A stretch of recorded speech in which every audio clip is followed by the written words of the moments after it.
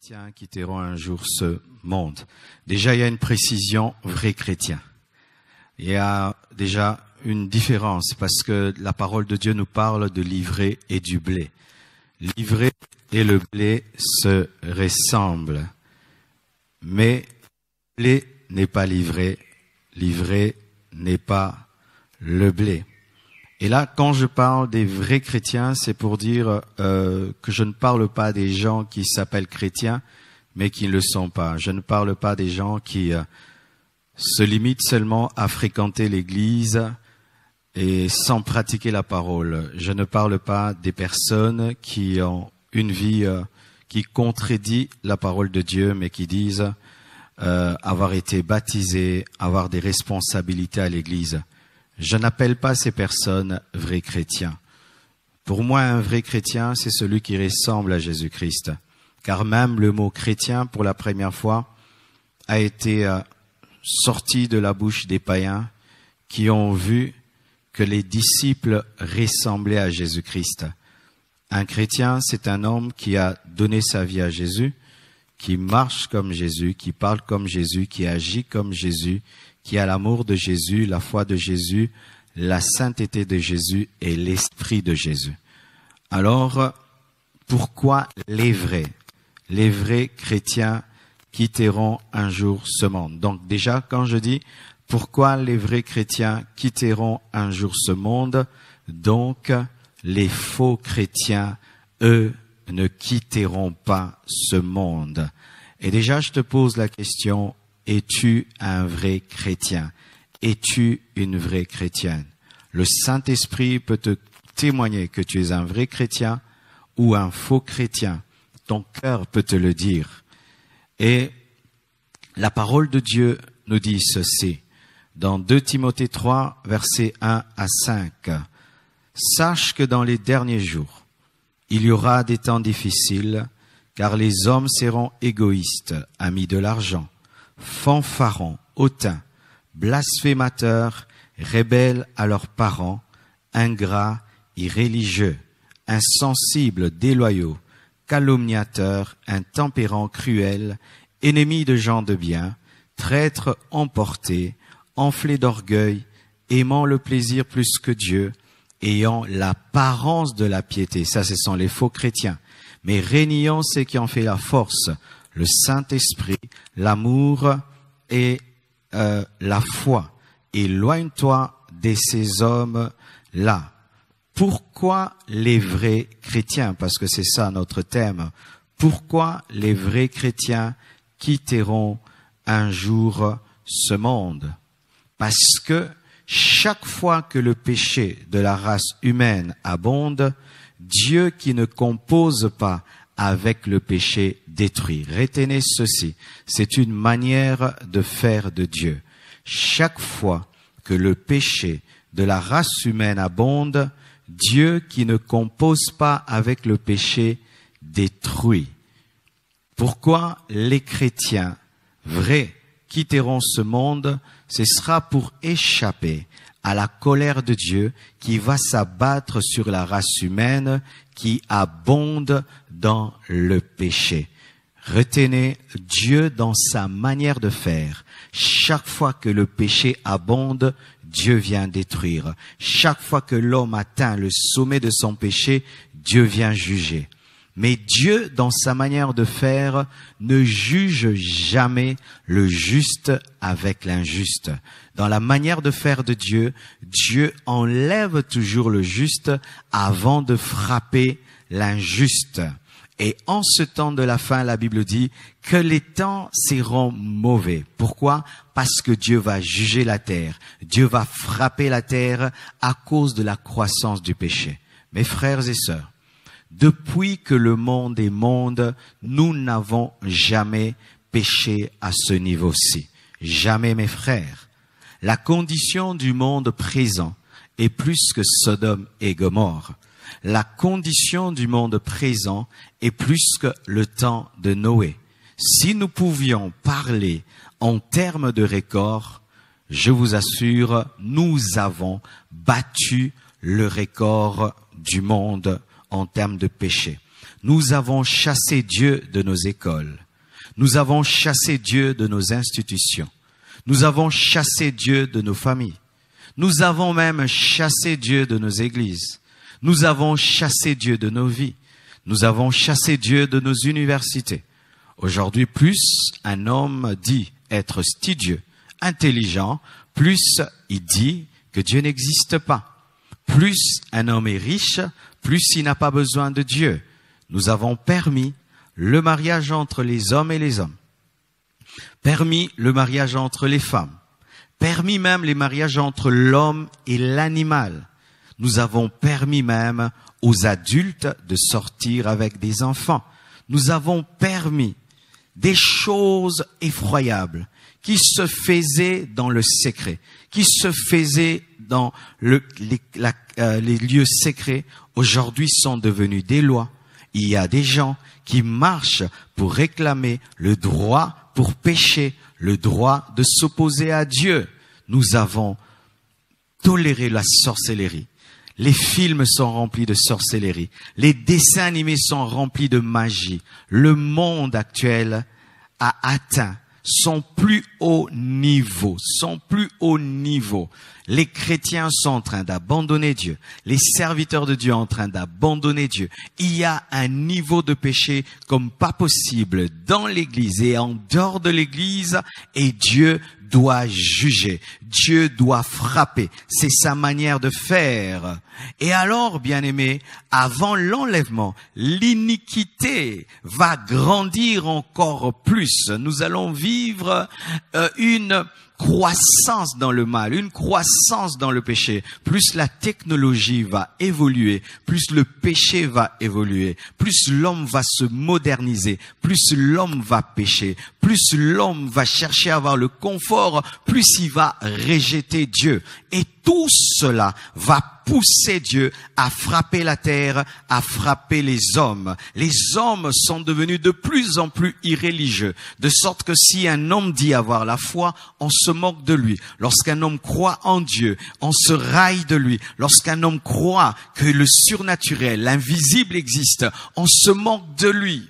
Les hommes sont devenus égoïstes, amis de l'argent, prêts à tuer, à détruire, à anéantir pour l'argent. Les hommes rejettent leurs parents, vivent comme s'ils n'ont pas de parents. Nous prenons nos parents, nous les mettons dans des homes des vieillards et nous les oublions. Ceux qui nous ont engendrés, ceux qui nous ont permis d'exister, de venir sur cette terre, sont déposés, jetés dans des homes des vieillards et meurent comme s'ils n'avaient jamais eu des enfants et sont en train dans leur cœur de maudire les enfants. Les hommes sont devenus cruels, des guerres qui tuent des millions d'hommes et nous voyons des politiciens en cravate qui font des beaux discours alors qu'ils savent qu'ils sont en train de tuer des millions et des millions d'hommes. Le péché est en train de grandir. Les hommes, l'humanité est prête pour un grand jugement. Et même par rapport à cette situation, beaucoup de gens sont en train d'accuser Dieu. Mais ce n'est pas la faute de Dieu, c'est la faute de l'homme. Nous avons grandi dans le mal, grandi dans le péché. Nous avons chassé Dieu de notre politique, chassé Dieu de nos économies, chassé Dieu du Sénat, chassé Dieu du Parlement. Nous avons chassé Dieu. Et voilà, c'est que ce monde est devenu une terre invivable. Mais sachez que Dieu, dans sa justice, ne détruit jamais les justes avec les méchants, car la parole de Dieu dit, l'âme qui pêche, c'est celle qui mourra. L'âme qui pêche, c'est celle qui mourra. Dieu ne juge jamais, ne met jamais ensemble le juste et le méchant. Et chaque fois que son châtiment veut s'abattre, Dieu retranche d'abord le juste et ensuite il frappe le méchant. Et sachez que la tribulation qui viendra sur la terre après l'enlèvement est un jugement. La tribulation qui viendra sur la terre après l'enlèvement est un jugement de Dieu sur les impies, un jugement de Dieu sur les les nations, un jugement de Dieu sur le gouvernement mondial, le jugement de Dieu sur l'Antichrist.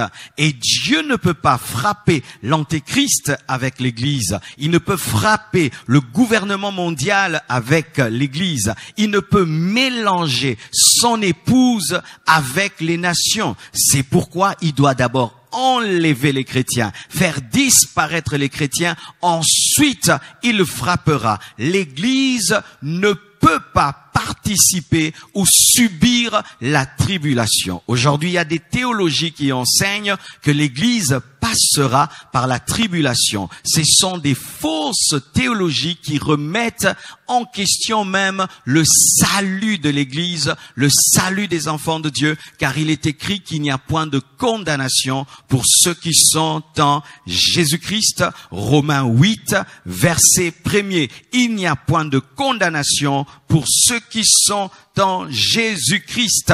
Et donc, si l'Église passe par la tribulation, Dieu n'a pas pardonné nos péchés, Dieu est en colère contre nous, et le sang de Jésus-Christ n'est pas assez puissant pour engendrer un pardon parfait et total. L'Église ne passera jamais par la tribulation. Et c'est une manière dont Dieu a toujours agi depuis la nuit de temps. Dieu, dans sa manière de faire, ne condamne jamais le juste avec l'impie. C'est pourquoi vous qui avez réellement reçu Jésus-Christ, vous qui êtes des vrais chrétiens, même si vous êtes en train de voir au-devant de vous la préparation de la marque de la bête, la préparation de la venue de l'Antichrist, si vraiment tu es un vrai chrétien, sois en paix. Tu ne vivras jamais le règne de l'Antichrist, tu ne vivras jamais la tribulation, tu ne vivras jamais le 666.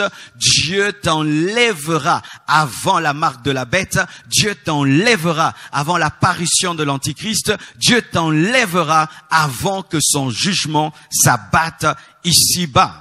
Et la Bible nous donne un exemple, l'exemple de Noé. Genèse 6, versets 1er à 8. La Bible dit ceci. Lorsque les hommes eurent commencé à se multiplier sur la face de la terre et que les filles leur furent nées, les fils de Dieu. Et là, lorsqu'on parle des fils de Dieu, il ne s'agit pas des enfants de Dieu, c'est une manière de parler des anges déchus, virent que les filles des hommes étaient belles et ils en prirent pour femmes parmi toutes celles qu'ils choisirent. Donc, les démons étaient venus sur la terre et avaient couché avec des femmes. Cela se fait une seule fois dans l'histoire de l'humanité. Et la Bible dit, alors l'Éternel dit, mon esprit ne restera pas toujours dans l'homme, car l'homme n'est que chair, et ses jours seront de 120 ans. Écoutez maintenant, la relation sexuelle entre les démons et les femmes a engendré une race hybride, des hommes géants qui étaient sur la terre en ce temps-là, après que les fils de Dieu furent venus vers les filles des hommes et qu'elles leur eurent donné des enfants. Ce sont ces héros qui furent fameux dans l'Antiquité. Donc, l'union entre les démons et les femmes a engendré des hommes qui étaient forts, des hommes qui étaient comme des demi-dieux, des hommes qui étaient puissants, mais par la puissance des ténèbres. Alors lorsque Dieu a vu cela, il a décidé d'éradiquer la race humaine et de recommencer à zéro. L'Éternel vit que la méchanceté des hommes était grande sur la terre et que toutes les pensées de leur cœur se portaient chaque jour uniquement vers le mal. L'Éternel se repentit d'avoir fait l'homme sur la terre et il fut affligé en son cœur. Et l'Éternel dit, j'exterminerai de la face de la terre l'homme que j'ai créé, depuis l'homme jusqu'au bétail, parce que le péché de l'homme contamine toujours la nature, contamine toujours les plantes, les bêtes, comme cela s'est fait dans le jardin d'Éden. Le péché d'Adam et Ève avait contaminé le bétail et le péché des hommes au temps de Noé avait contaminé le bétail, les reptiles, les oiseaux du ciel, et Dieu a recommencé à zéro. C'est alors que dans Genèse 7, versets 1 à 10, Noé a dû entrer dans l'arche et Dieu a fermé et la pluie est tombée et l'humanité a été décimée. Quand? Lorsque le péché grandit. Quand le péché grandit, mes frères, sachez qu'il y a un jugement qui va venir. Lorsque vous voyez des hommes faire des défilés et disent nous sommes homosexuels, nous sommes satanistes, ils n'ont pas honte, sachez que la colère de Dieu va s'abattre sur l'humanité. Je n'ai pas besoin de prophétie pour savoir que bientôt un grand jugement va s'abattre sur la terre. Je n'ai besoin que de regarder la manière dont le péché est en train de grandir. Hier, un enfant pouvait avoir 25 ans et la fille est vierge, mais aujourd'hui les enfants à 12 ans ont déjà des relations intimes. Hier, on pouvait vieillir avec sa femme, mais aujourd'hui nous avons des personnes qui à l'âge de 40 ans ont déjà divorcé 10 fois, 7 fois. Divorcer n'est plus rien du tout. Tuer n'est plus rien du tout. Avoir des relations intimes avant le mariage n'est plus rien du tout. Et tout ça révèle qu'une colère va s'abattre sur l'humanité. Lorsque le péché a grandi au temps de Noé, Dieu a envoyé le déluge. Mais avant d'envoyer le déluge, il a retranché les justes. Il a épargné Noé et sa famille, car Dieu ne peut frapper Noé avec ses contemporains parce que Dieu est juste. Mais lorsque une seule fois, une manière de faire se révèle dans la parole, tu peux croire que c'est une exception. Tu peux croire que Dieu ne le fera pas toujours. Mais lorsque cela se répète 2 fois, 3 fois, 4 fois, sache que c'est une manière de faire de Dieu. Et voilà encore un autre exemple, Sodome et Gomorrhe. Lorsque Dieu a voulu détruire dans Genèse 19, versets 12 à 14, Sodome et Gomorrhe, voilà qu'il procède de la même manière dont il a procédé pour Noé. Cela révèle que c'est un caractère, c'est une habitude, c'est un plan d'action, c'est une manière de faire. Lorsque le péché a atteint son paroxysme à Sodome et Gomorrhe, Dieu a décidé de brûler Sodome et Gomorrhe, mais il a d'abord pensé à Lot. La Bible nous dit dans Genèse 19, versets 12 à 14, les hommes dirent à Lot, qui as-tu encore ici? Gendre, fils et filles, et tout ce qui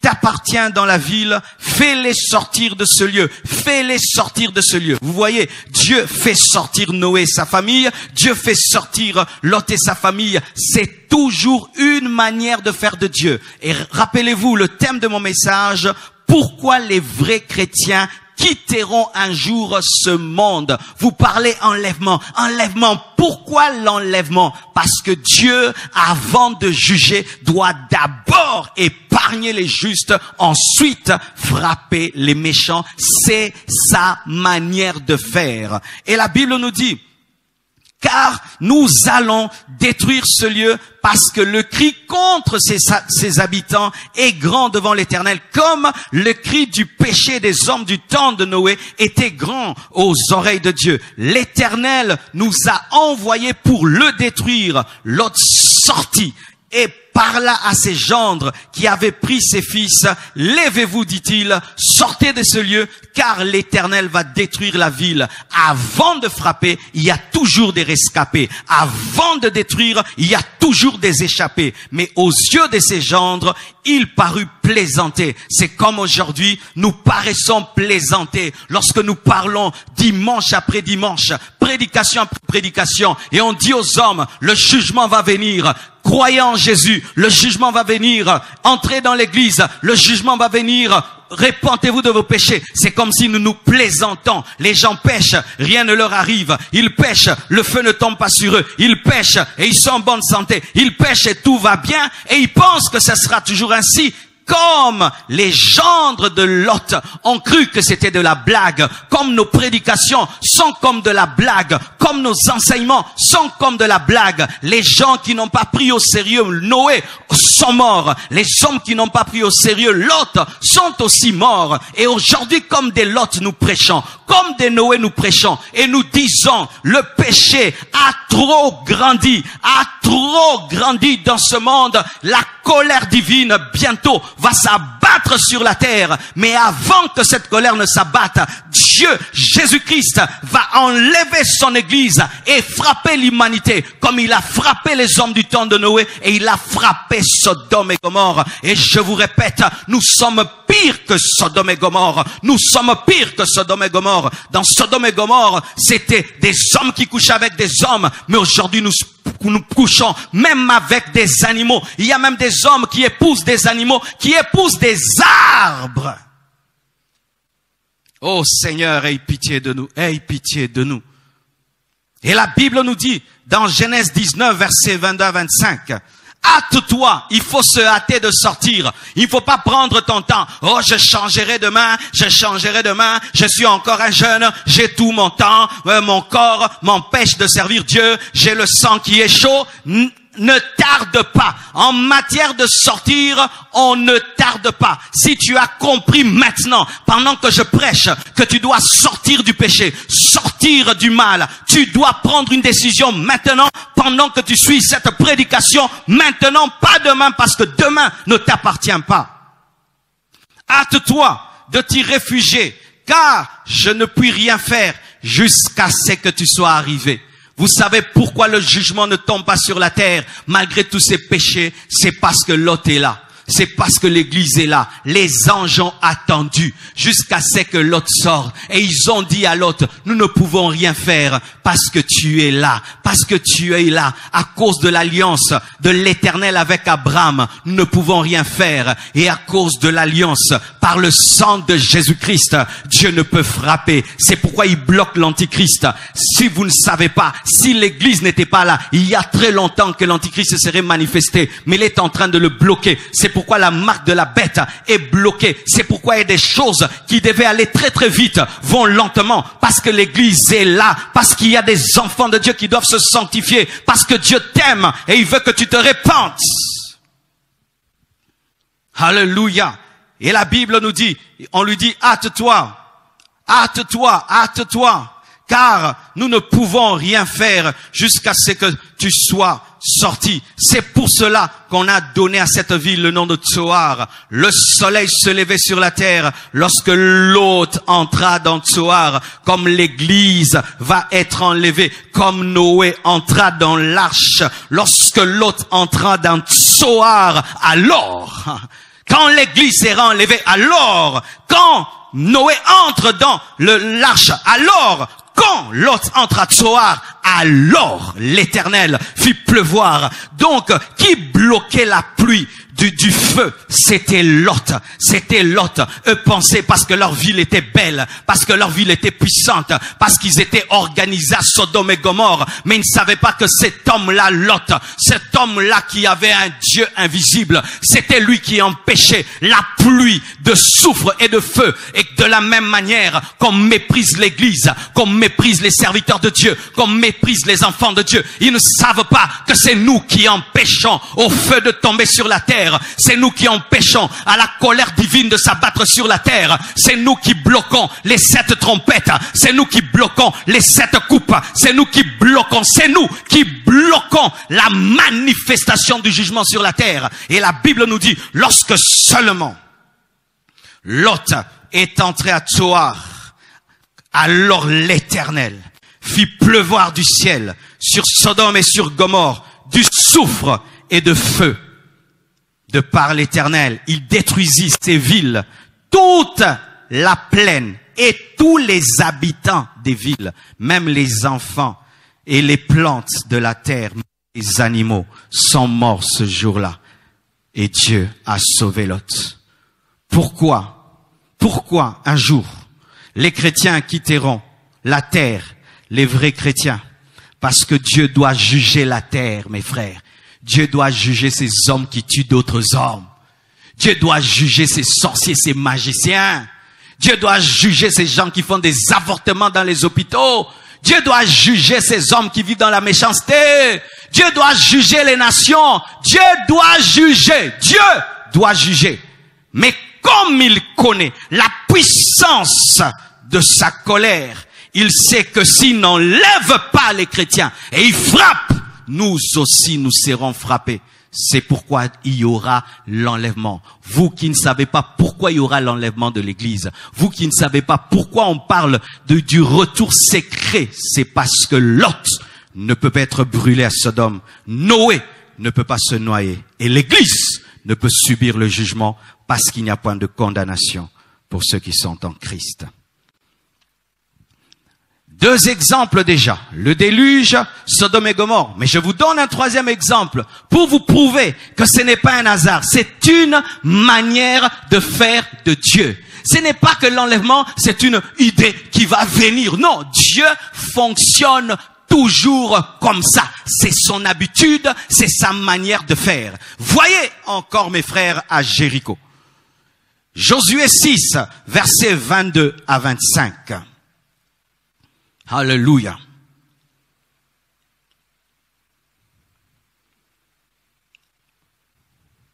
Josué 6, 22 à 25. Josué dit aux 2 hommes, Josué là est le symbole de Christ. Josué dit aux 2 hommes qui symbolisent la parole et le Saint-Esprit, qui avaient exploré le pays. Entrez dans la maison de la femme prostituée. La femme prostituée symbolise l'Église, car avant de devenir l'épouse de Christ, nous avions été des femmes prostituées, livrées au diable, livrées à la cupidité, livrées à l'impudicité, livrées au péché. Comme Rahab, nous avons été trouvés par la parole et le Saint-Esprit dans la prostitution, et la parole envoyée par Josué, envoyée par Jésus, est venu nous trouver dans le péché, mais nous avons cru comme la femme prostituée Rahab a cru aux 2 espions et a posé sur sa fenêtre un fil cramoisi symbolisant le sang de Jésus-Christ. Elle a cru, malgré qu'elle n'était pas juive, comme nous les nations. Nous avons cru en Jésus-Christ, malgré que nous ne sommes pas des juifs, et nous sommes devenus l'épouse de Jésus-Christ. Josué dit aux 2 hommes qui avaient exploré le pays, entrez dans la maison de la femme prostituée et faites-en sortir. Vous voyez encore le terme sortir. Faites-en sortir cette femme et tous ceux qui lui appartiennent comme vous le lui avez juré. Dieu t'a promis de t'enlever et il t'enlèvera. Alléluia. Quand il promet, il fait toujours. Il n'est pas quelqu'un qui oublie, qui promet, qui oublie, ou qui promet mais n'a pas la capacité. Dieu ne peut te frapper si tu es un vrai chrétien. Il ne peut te frapper avec les païens. Il ne peut te frapper. Et la Bible dit, les jeunes gens, les espions, entrèrent et firent sortir Rahab, son père, sa mère, ses frères. Et là s'accomplit la parole qui dit, crois au Seigneur Jésus-Christ, tu seras sauvé, toi et toute ta famille. Alléluia. De la même manière. Alléluia. De la même manière. De la même manière. Alléluia. Et la Bible dit, les jeunes gens, les espions entrèrent et firent sortir Rahab, son père, sa mère et ses frères et tous ceux qui lui appartenaient. Ils firent sortir tous les gens et sa famille et ils les déposèrent hors du camp d'Israël. Ils brûlèrent la ville lorsque Rahab est sorti et tous ceux qui s'y trouvaient. Seulement, ils mirent dans le trésor de la maison de l'Éternel l'argent, l'or et tous les objets d'airain. Voyez mes frères, lorsque Dieu veut détruire Jéricho, les anges devaient descendre sur la muraille de Jéricho. Mais il y avait une femme qui, lorsque les espions sont venus afin de contourner Jéricho et de comprendre ce que Dieu voulait faire, cette femme a cru en eux, a cru en leur Dieu. Et ces hommes lui ont promis le salut. Et alors, lorsque Josué veut saisir la promesse de Dieu et de prendre Jéricho, il dit à ces espions, sauvez d'abord Rahab et ensuite Dieu frappera. Rahab doit d'abord être épargné. Rahab doit d'abord être sauvé pour que le jugement tombe sur Jéricho. Ce qu'il a fait pour Jéricho, ce qu'il a fait pour Noé, ce qu'il a fait pour Lot, c'est ce qu'il fera pour l'Église. Parce que ce qui a été, c'est ce qui sera, mes frères. Le péché de notre humanité dépasse le péché de Jéricho. Le péché de notre humanité dépasse le péché de Sodome et Gomorrhe. Le péché de notre humanité actuel dépasse le péché des hommes du temps de Noé. Et si eux ont été jugés par l'eau, ont été jugés par le soufre, mes frères et sœurs, cette humanité sera jugée par une période qui s'appelle tribulation. Pourquoi? Parce que comme les hommes ont refusé Dieu, Dieu va leur dire, ok, moi je me retire. Vous avez aimé le diable, je vous laisse avec le diable. Vous n'avez pas voulu de moi, ok, je vous laisse avec le fils du diable. Vous n'avez pas aimé ma parole. Vous n'avez pas aimé mon règne. Ok, je vous laisse avec Satan et ses démons.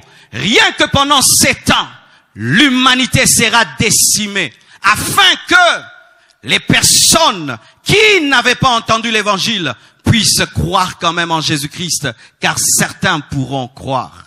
Frères et sœurs, pourquoi les vrais chrétiens seront enlevés? Parce que Dieu ne peut détruire le méchant avec le juste. La destruction ou le jugement est toujours précédé par l'enlèvement, par le retranchement des justes. Car il faut ôter le sel du plat pour que le plat pourrisse. Et ce monde est un plat qui est salé par l'Église, car l'Église est le sel de la terre et la lumière du monde. Et lorsque l'Église sera enlevée, la terre va pourrir. Voyez mes frères, le fait seulement que les églises soient fermées a fait que l'église est là, mais rien que la fermeture des églises. Mais quand maintenant l'église sera enlevée, ce sera comment? J'ai causé hier avec un pasteur qui est aux États-Unis. Il m'a dit, pasteur, il y a une chose qu'on ne dit pas dans les informations. Ici aux États-Unis, les gens meurent plus de la drogue que du coronavirus. J'ai dit, comment? Les gens sont en train de se droguer pour avoir la paix, de se droguer pour avoir la joie. Car la plupart ont perdu leur travail. La plupart ne supportent pas le confinement. La plupart ne supportent pas la mort de leurs frères et sœurs. Les hommes sont en train de mourir, recherchant le bonheur au travers de la drogue.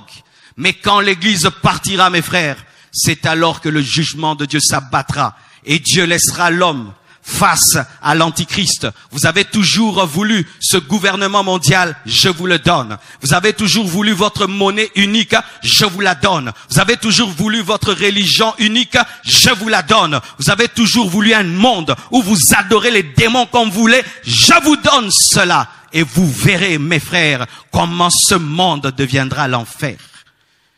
Mais avant que cela n'arrive, l'Église sera enlevée. Avant que les ténèbres ne viennent, on prend la lumière. Et nous sommes la lumière de ce monde. La lumière partira, le sel partira. C'est alors que la pourriture et les ténèbres viendront. Pourquoi encore les vrais chrétiens quitteront un jour ce monde? Parce que les fiançailles entre Jésus-Christ et l'Église prendront fin par les noces de l'agneau qui auront lieu après l'enlèvement. Donc sans enlèvement, il n'y a point de mariage, car pour l'instant, nous sommes une épouse fiancée, une fiancée épouse. Car dans la culture juive, lorsqu'une femme est fiancée, on l'appelait aussi épouse. Elle était fiancée, épouse, mais comme elle n'habite pas encore avec son fiancé, on l'appelle fiancée épouse. C'est pourquoi lorsque Joseph a appris que Marie était enceinte, la parole qui est citée, c'est la parole de Marie. On dit qu'il a voulu la répudier. Alors qu'un fiancé ne répudie pas la fiancée, mais en Israël, lorsque il y a réellement eu dot, il y a eu réellement fiançailles, plutôt l'époux est appelé fiancé époux au même moment et l'épouse aussi est appelée fiancée épouse. C'est cette dimension dans laquelle nous sommes. Nous sommes une fiancée parce que nous ne sommes pas encore allés au ciel. Et nous sommes déjà épouses parce que réellement Jésus-Christ est notre époux. Mais pour que cesse cette période de fiançailles épouse, nous de fiancés épouses, nous devons être enlevés. Et il y a une image qui est donnée à ce sujet dans Genèse 24 verset 1 et vous prenez 63-67. Lorsque Abraham était vieux et qu'il a voulu que son fils Isaac puisse avoir une femme, la Bible ne nous dit pas que Isaac est allé chercher Rebecca, mais c'est Éléazar qui est allé chercher Rebecca. Et c'est Rebecca qui a quitté sa patrie et qui est allée vers Isaac. Et lorsqu'elle est allée elle est allée voir Isaac, Isaac l'a vu de loin et l'a rencontré. Pareil aussi.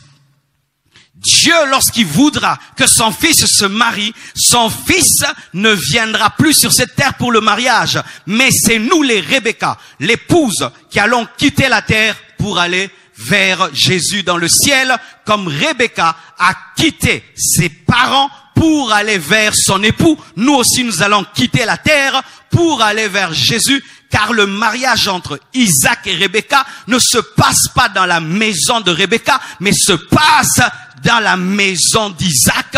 Et de la même manière, les noces de l'agneau n'auront pas lieu sur la terre, mais vont se passer dans le ciel. Et de la même manière que Rebecca a suivi Éléazar pour voir Isaac, nous aussi, par la puissance du Saint-Esprit, nous serons enlevés pour rencontrer Jésus dans les airs. Alléluia.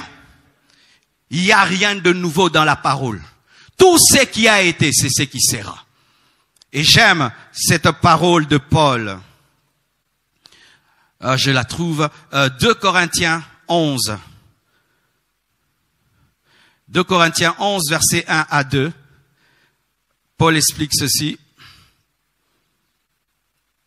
Oh, si vous pouviez supporter de ma part un peu de folie, mais vous me supportez, car je suis jaloux de vous, d'une jalousie de Dieu, parce que je vous ai fiancé à un seul époux. Fiancé, pas un fiancé, mais fiancé à un seul époux, pour vous présenter à Christ comme une vierge pure. Waouh! C'est ça, un serviteur de Dieu.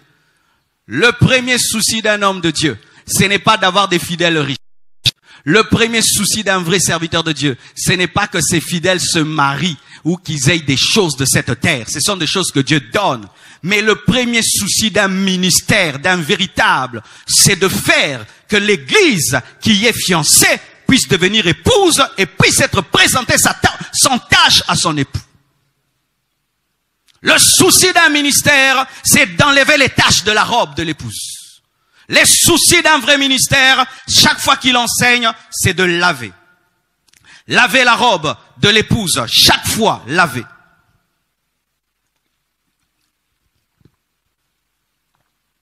C'est pourquoi, homme de Dieu, lorsque dans notre manière de prêcher, d'enseigner, nous ne lavons pas la robe de l'épouse, nous avons arrêté de prêcher. Lorsque les gens viennent dimanche après dimanche dans nos assemblées, mais nous ne lavons pas leur robe, nous n'avons pas compris. La jalousie de Paul envers l'église, c'est qu'il l'avait fiancé par son ministère des hommes à Jésus. Et lorsque tu étais à la base des fiançailles d'une fille avec un garçon, tu es jaloux de cette relation. Et tu te battras que cette fille épouse ce garçon parce qu'il en dépend de ton honneur. Mais quand tu prêches à un homme et tu ne te rassures pas que cet homme finira par être enlevé, ce n'est pas ton souci. Tu es un faux pasteur, tu es un faux prédicateur. À quoi bon présenter Jésus à des hommes et puis rate l'enlèvement? À quoi bon présenter Jésus à des hommes et puis va en enfer? À quoi bon présenter toutes les bénédictions de Dieu à ces fidèles qui viennent dans nos églises, mais ils meurent, ils ne sont pas enlevés au dernier jour? À quoi cela sert? Vous êtes fiancé à un seul époux. Donc, il était jaloux. Il ressentait la jalousie de Jésus dans son cœur. Un vrai serviteur de Dieu ressent la jalousie de Dieu. Lorsque l'église devient mondaine, commence à aimer le monde, commence à aimer le diable, il ressent la jalousie de l'époux. Il ressent la jalousie de l'époux. Et il commence à enseigner sur la jalousie de l'époux. Je vous ai fiancé à un seul époux, pas à deux, pour vous présenter à Christ comme une vierge pure. Sanctification, pureté, crainte de Dieu. Et comme je l'ai enseigné dans mon message précédent, pour que ce mariage ait lieu, il faut que l'esprit et l'épouse, selon Apocalypse 22, verset 17, puissent dire ensemble, synchroniser ensemble, viens. Mes frères, si l'église ne soupire pas après son mariage, l'église ne sera pas enlevée. Pour être enlevé, il faut être chrétien. Pour être enlevé, il faut vivre dans la sanctification. Pour être enlevé, il faut être prêt tous les jours, à chaque seconde, à chaque minute.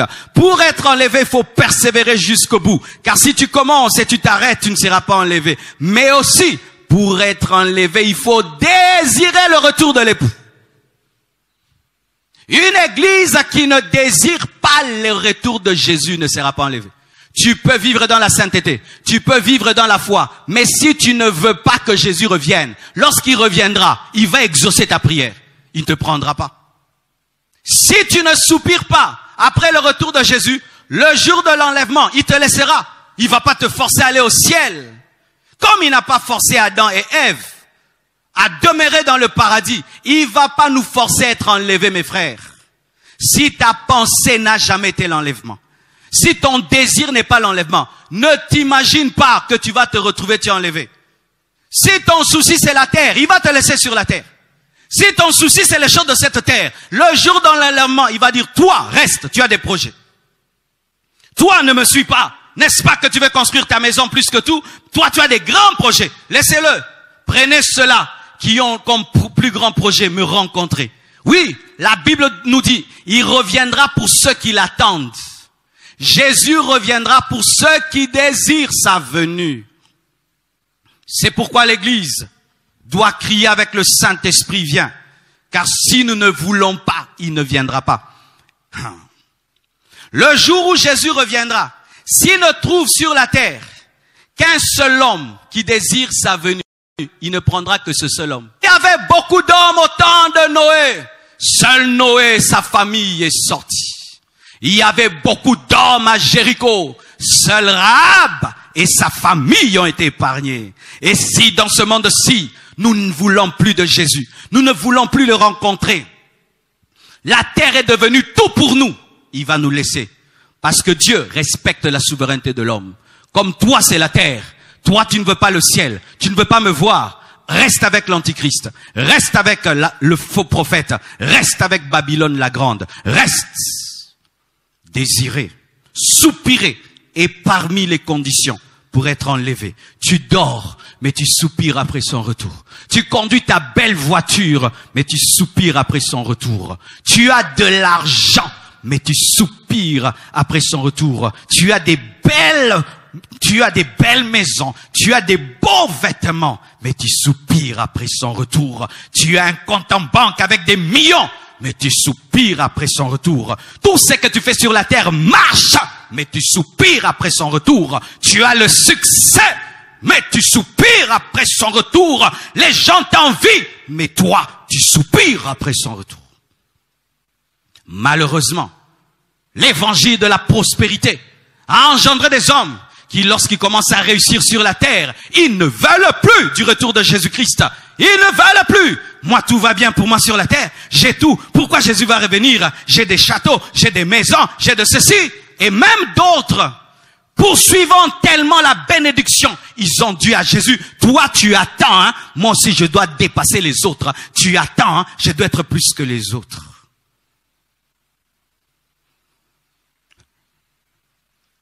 Écoutez, une fois les disciples voient Jésus-Christ prier, et ils lui disent ceci, apprends-nous à prier. Regardez, même dans sa manière d'enseigner, il parle de son retour. Oui, sachez que dans la prière du Notre Père, il y a l'enlèvement. Dans la prière du Notre Père, il y a le millénium. Dans la prière de Notre Père, il y a la nouvelle Jérusalem céleste. Matthieu 6, verset 10, la Bible dit, « Voici donc comment vous devez prier. Notre Père qui es aux cieux, que ton nom soit sanctifié, que ton règne vienne, que ta volonté soit faite sur la terre comme au ciel, que ton règne vienne. » Quand on dit que ton règne vienne, c'est quoi? Le règne, c'est l'enlèvement. Pourquoi? Parce qu'il ne peut venir régner dans le millénium s'il n'a pas enlevé l'Église. Alors chaque fois qu'on prie la prière de notre Père, ensemble nous disons que le millénium vienne, que le millénium vienne, que la nouvelle Jérusalem vienne. Et il ne peut avoir de nouvelle Jérusalem céleste sans millénium, il ne peut avoir de millénium sans tribulation, et il ne peut avoir de tribulation sans l'enlèvement. Donc même dans la prière du Notre Père, le désir de Jésus-Christ, c'est que tous les jours nous puissions dire, reviens, reviens, que ton règne vienne. C'est dire quoi? Reviens nous prendre, reviens régner avec nous, reviens arrêter ce système. Nous sommes fatigués de ce système. Même dans la prière du Notre Père, il y a le soupir de l'épouse, il y a le cri de l'épouse qui désire qu'il vienne. Alléluia. Et l'Église est supposée hâter l'avènement de Jésus-Christ par ses soupirs, par l'évangélisation et la maturité. Retenez ces trois choses. Nous pouvons hâter le retour de Jésus. C'est vrai, nous ne connaissons pas le jour et l'heure. C'est vrai que nous ne pouvons pas commander Dieu pour dire « Envoie maintenant Jésus ». Mais la Bible nous révèle que nous pouvons hâter le retour de Jésus. C'est-à-dire nous pouvons faire qu'il vienne vite. Nous pouvons l'aider à venir en comprenant les choses qui l'empêchent de venir. Si je comprends ce qui empêche Jésus-Christ de venir, alors je peux hâter sa venue. Les choses qui empêchent Jésus-Christ de venir, c'est quoi? Le manque de soif de l'Église. 2. Le fait que certaines personnes n'ont pas encore entendu l'évangile. 3. Le fait que l'Église est immature parce qu'on ne peut épouser une fille qui est immature. Il faut que la fille grandisse pour qu'on l'épouse. Alors si l'Église entre dans le soupir, si l'Église entre dans l'évangélisation et si l'Église mûrit, c'est alors que Jésus va revenir, car il ne peut épouser qu'une femme mature et il ne peut épouser une femme qui soupire, mais il ne peut revenir que si tous ont entendu. Donc, une église qui n'évangélise pas bloque l'enlèvement. Une église qui n'évangélise pas bloque l'enlèvement. Une église qui ne soupire pas vers l'enlèvement bloque l'enlèvement. Et une église bébé bloque l'enlèvement. Une église bébé qui est dans les biscuits spirituels et les bonbons spirituels, mais qui ne pense pas à travailler pour son maître, grandir dans l'amour, grandir dans la foi, dans la sainteté. Cette église empêche le retour de Jésus. Mes frères et sœurs, tel est le message que le Seigneur avait mis dans mon cœur. Pourquoi les vrais chrétiens quitteront un jour ce monde? Et je répète, les vrais chrétiens, pas les faux chrétiens. Les faux chrétiens resteront. Les chrétiens de la bouche, les chrétiens des pieds resteront. Les chrétiens de titre resteront. Des chrétiens qui n'ont que des cartes des membres et des baptêmes resteront. Les vrais chrétiens seuls seront enlevés. Et pourquoi ils quitteront la terre? 1, parce que Dieu doit juger le monde. 2, parce que Dieu ne peut pas juger le monde avec son église. 3, parce que c'est sa manière de faire, Dieu l'a toujours fait. 4, parce que c'est seulement par l'enlèvement que le mariage avec l'épouse sera consommé. Et pour que cela arrive, nous devons soupirer, nous devons mûrir et nous devons évangéliser. Que Dieu vous bénisse abondamment chez vous. Merci beaucoup. J'aimerais prier pour 2 ou 3 catégories de personnes. Tout d'abord, les personnes qui veulent donner leur vie à Jésus. 2, pour les personnes qui ont reconnu qu'elles sont pas des vrais chrétiens. Et 3, pour des personnes qui étaient chrétiennes, qui sont rentrées dans le monde, mais vous voulez revenir à Jésus. Tu veux donner ta vie à Jésus? Tu veux revenir à Jésus? Ou tu te disais chrétien, mais tu t'es rendu compte que tu es un faux chrétien. Alors j'aimerais prier pour cette catégorie de 3 personnes. Prions au nom de Jésus. Seigneur, je prie pour mes frères et sœurs qui ne t'ont pas encore reçu. Je te prie d'entrer dans leur cœur, d'entrer dans leur vie. Je prie aussi pour ceux qui se disaient chrétiens, mais qui viennent de se rendre compte qu'ils ne le sont pas, que sont des chrétiens de la bouche, des lèvres, des pieds, mais pas du cœur. Transforme-les, entre dans leur vie. Et je prie pour ceux qui étaient des chrétiens, mais qui sont rentrés dans le monde, qui sont rentrés dans leurs anciens péchés, qui sont rentrés dans la boue. Oh Dieu, pardonne et relève-les avant qu'il ne soit trop tard. Je demande que tu guérisses tous ceux qui sont malades, Seigneur, en ce moment, et qui nous suivent, et qui ont des personnes malades dans leur maison. Je demande que le miracle, le prodige ait lieu dans leur maison et dans leur vie au nom de Jésus. Je prie, Père éternel Dieu, que tu arrêtes cette pandémie, ce coronavirus. Et je prie pour l'après-confinement, que nous soyons meilleurs, que nous ne soyons pas sortis pour aller dans des boîtes de nuit, sortir pour fêter, mais sortir pour t'adorer, te servir mieux qu'avant. Que Dieu vous bénisse et qu'il vous comble de sa grâce. Au nom de Jésus-Christ. Amen. Amen. Amen. Nous acclamons le Seigneur. Alors, nous voulons vous rappeler le réseau mondial d'intercession. Chaque 21h, chez nous à la maison, nous serons et nous sommes en prière.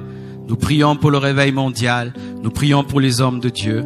Nous prions pour nos familles. Nous prions pour nos vies.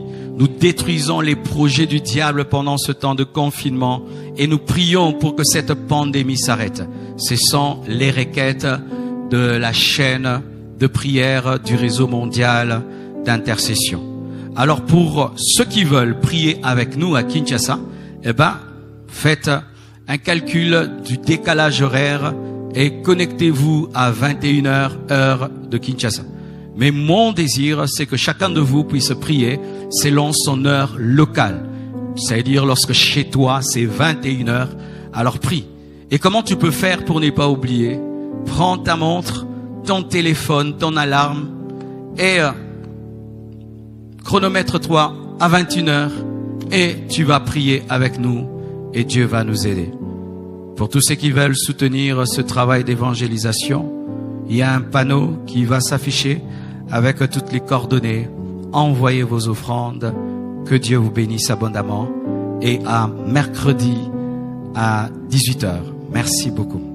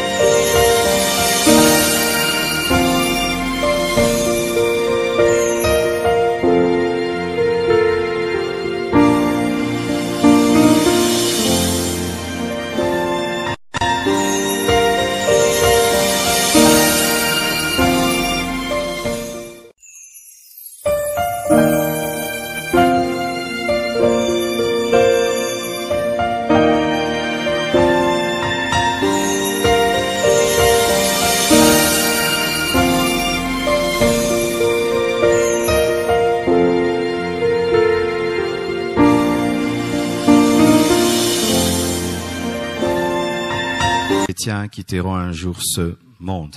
Déjà, il y a une précision, vrai chrétien. Il y a déjà une différence parce que la parole de Dieu nous parle de l'ivraie et du blé. L'ivraie et le blé se ressemblent. Mais le blé n'est pas l'ivraie n'est pas le blé. Et là, quand je parle des vrais chrétiens, c'est pour dire que je ne parle pas des gens qui s'appellent chrétiens, mais qui ne le sont pas. Je ne parle pas des gens qui se limitent seulement à fréquenter l'église et sans pratiquer la parole. Je ne parle pas des personnes qui ont une vie qui contredit la parole de Dieu, mais qui disent avoir été baptisés, avoir des responsabilités à l'église. Je n'appelle pas ces personnes vrais chrétiens. Pour moi, un vrai chrétien, c'est celui qui ressemble à Jésus-Christ. Car même le mot chrétien, pour la première fois, a été sorti de la bouche des païens qui ont vu que les disciples ressemblaient à Jésus-Christ. Un chrétien, c'est un homme qui a donné sa vie à Jésus, qui marche comme Jésus, qui parle comme Jésus, qui agit comme Jésus, qui a l'amour de Jésus, la foi de Jésus, la sainteté de Jésus et l'esprit de Jésus. Alors, pourquoi les vrais chrétiens quitteront un jour ce monde. Donc déjà, quand je dis pourquoi les vrais chrétiens quitteront un jour ce monde, donc les faux chrétiens, eux, ne quitteront pas ce monde. Et déjà, je te pose la question, es-tu un vrai chrétien? Es-tu une vraie chrétienne? Le Saint-Esprit peut te témoigner que tu es un vrai chrétien ou un faux chrétien.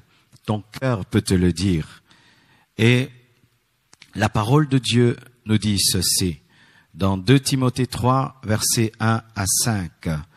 Sache que dans les derniers jours, il y aura des temps difficiles, car les hommes seront égoïstes, amis de l'argent, fanfarons, hautains, blasphémateurs, rebelles à leurs parents, ingrats, irréligieux, insensibles, déloyaux, calomniateurs, intempérants, cruels, ennemis de gens de bien, traîtres emportés, enflés d'orgueil, aimant le plaisir plus que Dieu, ayant l'apparence de la piété. Ça, ce sont les faux chrétiens. Mais régnant ce qui en fait la force, le Saint-Esprit, l'amour et la foi. Éloigne-toi de ces hommes-là.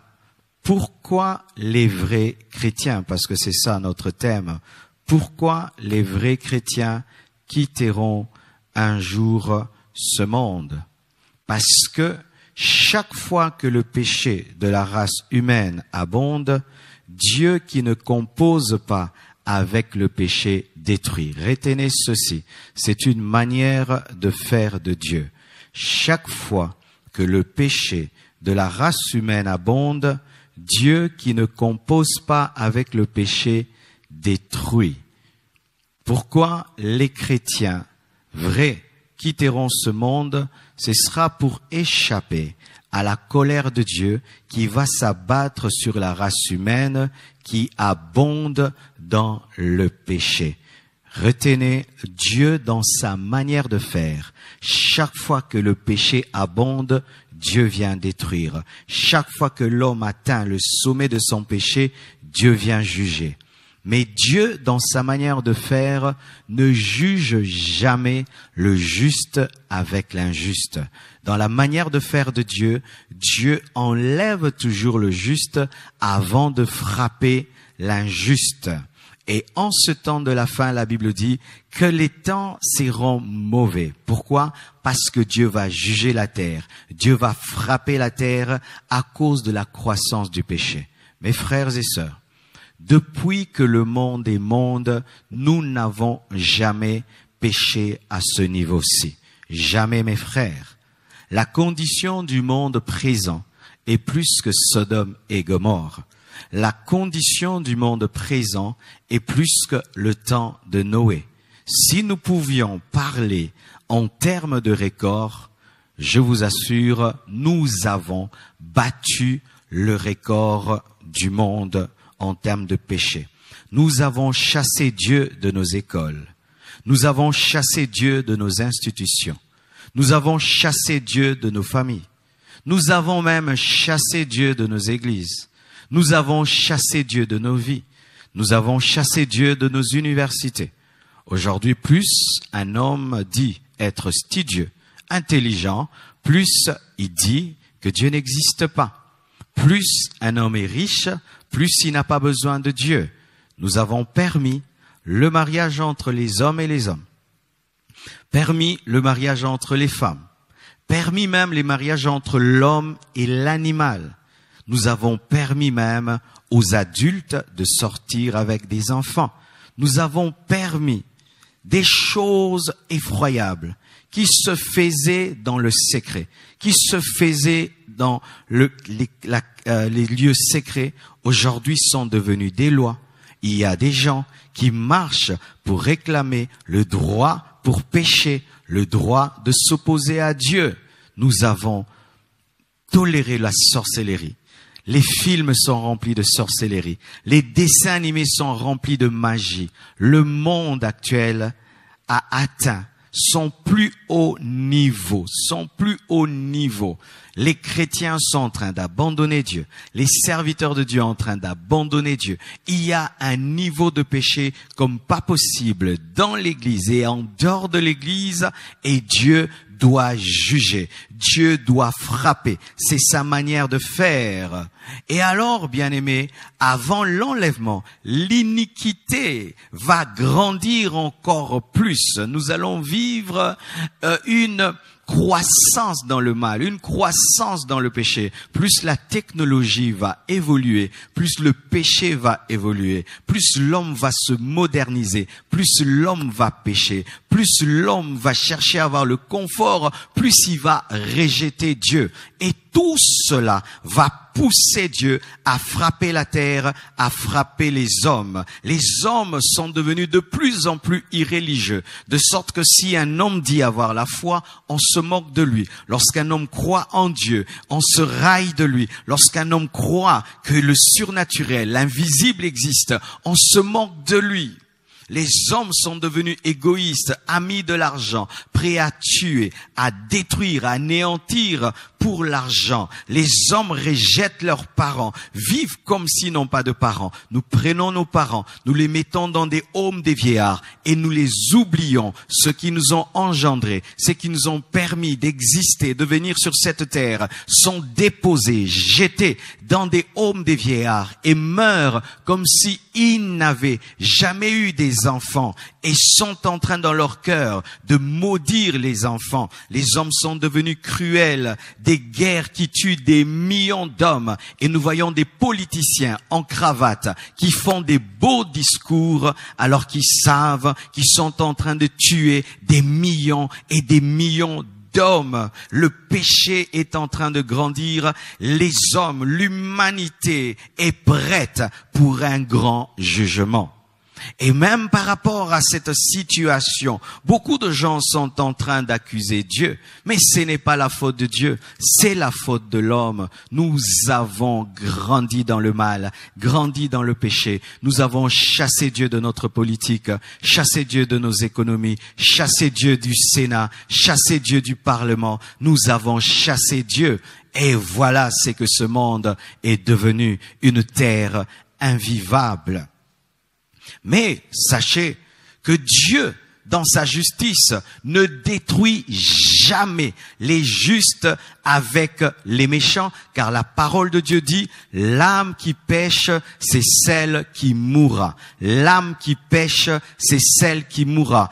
Dieu ne juge jamais, ne met jamais ensemble le juste et le méchant. Et chaque fois que son châtiment veut s'abattre, Dieu retranche d'abord le juste et ensuite il frappe le méchant. Et sachez que la tribulation qui viendra sur la terre après l'enlèvement est un jugement. La tribulation qui viendra sur la terre après l'enlèvement est un jugement de Dieu sur les impies, un jugement de Dieu sur les nations, un jugement de Dieu sur le gouvernement mondial, le jugement de Dieu sur l'antichrist. Et Dieu ne peut pas frapper l'antichrist avec l'église. Il ne peut frapper le gouvernement mondial avec l'église. Il ne peut mélanger son épouse avec les nations. C'est pourquoi il doit d'abord enlever les chrétiens, faire disparaître les chrétiens, ensuite il frappera. L'église ne peut pas participer ou subir la tribulation. Aujourd'hui, il y a des théologies qui enseignent que l'église passera par la tribulation. Ce sont des fausses théologies qui remettent en question même le salut de l'église, le salut des enfants de Dieu, car il est écrit qu'il n'y a point de condamnation pour ceux qui sont en Jésus-Christ. Romains 8, verset 1er. Il n'y a point de condamnation pour ceux qui sont en Jésus-Christ. Et donc, si l'Église passe par la tribulation, Dieu n'a pas pardonné nos péchés, Dieu est en colère contre nous, et le sang de Jésus-Christ n'est pas assez puissant pour engendrer un pardon parfait et total. L'Église ne passera jamais par la tribulation. Et c'est une manière dont Dieu a toujours agi depuis la nuit de temps. Dieu, dans sa manière de faire, ne condamne jamais le juste avec l'impie. C'est pourquoi vous qui avez réellement reçu Jésus-Christ, vous qui êtes des vrais chrétiens, même si vous êtes en train de voir au devant de vous la préparation de la marque de la bête, la préparation de la venue de l'Antichrist, si vraiment tu es un vrai chrétien, sois en paix. Tu ne vivras jamais le règne de l'Antichrist, tu ne vivras jamais la tribulation, tu ne vivras jamais le 666. Dieu t'enlèvera avant la marque de la bête, Dieu t'enlèvera avant l'apparition de l'Antichrist, Dieu t'enlèvera avant que son jugement s'abatte ici-bas. Et la Bible nous donne un exemple, l'exemple de Noé. Genèse 6, versets 1er à 8. La Bible dit ceci. Lorsque les hommes eurent commencé à se multiplier sur la face de la terre et que les filles leur furent nées, les fils de Dieu. Et là, lorsqu'on parle des fils de Dieu, il ne s'agit pas des enfants de Dieu, c'est une manière de parler des anges déchus, virent que les filles des hommes étaient belles et ils en prirent pour femmes parmi toutes celles qu'ils choisirent. Donc, les démons étaient venus sur la terre et avaient couché avec des femmes. Cela se fait une seule fois dans l'histoire de l'humanité. Et la Bible dit, alors l'Éternel dit, mon esprit ne restera pas toujours dans l'homme, car l'homme n'est que chair, et ses jours seront de 120 ans.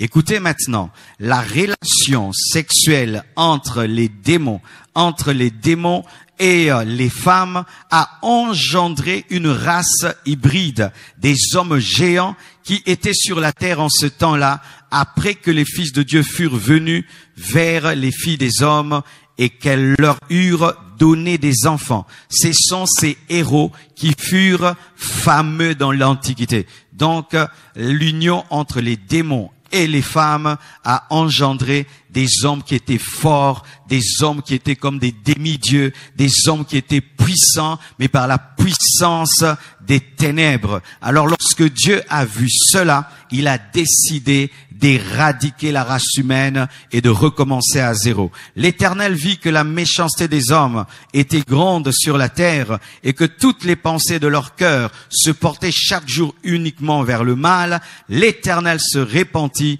d'avoir fait l'homme sur la terre et il fut affligé en son cœur. Et l'Éternel dit, j'exterminerai de la face de la terre l'homme que j'ai créé, depuis l'homme jusqu'au bétail, parce que le péché de l'homme contamine toujours la nature, contamine toujours les plantes, les bêtes, comme cela s'est fait dans le jardin d'Éden. Le péché d'Adam et Ève avait contaminé le bétail et le péché des hommes au temps de Noé avait contaminé le bétail, les reptiles, les oiseaux du ciel, et Dieu a recommencé à zéro. C'est alors que dans Genèse 7, versets 1 à 10, Noé a dû entrer dans l'arche et Dieu a fermé et la pluie est tombée et l'humanité a été décimée. Quand? Lorsque le péché grandit. Quand le péché grandit, mes frères, sachez qu'il y a un jugement qui va venir. Lorsque vous voyez des hommes faire des défilés et disent nous sommes homosexuels, nous sommes satanistes, ils n'ont pas honte, sachez que la colère de Dieu va s'abattre sur l'humanité. Je n'ai pas besoin de prophétie pour savoir que bientôt un grand jugement va s'abattre sur la terre. Je n'ai besoin que de regarder la manière dont le péché est en train de grandir. Hier, un enfant pouvait avoir 25 ans et la fille est vierge, mais aujourd'hui les enfants à 12 ans ont déjà des relations intimes. Hier, on pouvait vieillir avec sa femme, mais aujourd'hui nous avons des personnes qui à l'âge de 40 ans ont déjà divorcé 10 fois, 7 fois. Divorcer n'est plus rien du tout. Tuer n'est plus rien du tout. Avoir des relations intimes avant le mariage n'est plus rien du tout. Et tout ça révèle qu'une colère va s'abattre.